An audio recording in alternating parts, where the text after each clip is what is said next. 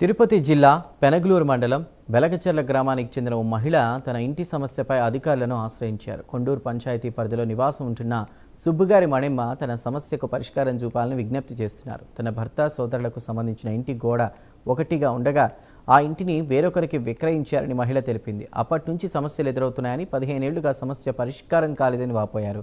2012లో భర్త మృతి చెందడంతో ఇద్దరు పిల్లలతో ఒంటరి జీవితాన్ని గడుపుతున్నానని తెలిపారు. ఇంటి కొనుగోలుదారుల నుంచి ఇబ్బందులు ఎదురవుతున్నాయని, ప్రాణహాని ఉందని ఆవేదన వ్యక్తం చేసింది. అధికారులు పరిష్కార మార్గాన్ని చూపాలని వేడుకుంటుంది సుబ్బిగారి మణెమ్మ.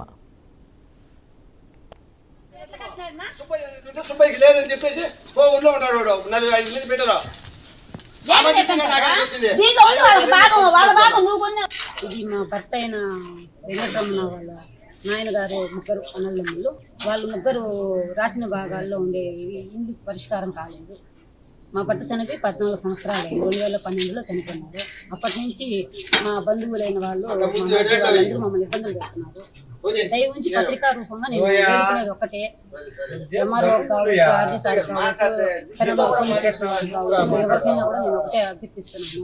నాకు భర్త లేడు, ఆరోగ్యం సరిలేదు, మా మీద నాన్న హ్యాండిల్ చేస్తున్నారు. మా భర్త ఏదో అమ్మాడు, మా మధ్య అమ్మాడు అని ఏదో చెప్తున్నారు కానీ నాకు చదువు కాబట్టి దీనికి బాగా పరిష్కారాలు చేసి మాకు రావాల్సింది మాకు న్యాయంగా ఇప్పించి స్టాంపుల మీద రాపియండి. మాకు ప్రాణహాని ఉండేది వల్ల మా మధ్య అందరూ భాగస్తులు ఉన్నారు. అందరిని పిలిపించి దీంట్లో ఎంతమంది రాసిన భాగాలు ఉన్నారు, మా మామూలు ముగ్గురు అన్నదమ్ముల పిల్లలు అందరినీ పిలిపించి దీన్ని బాగా పరిష్కారాలు చేసి నాకు తగిన న్యాయం చేయండి.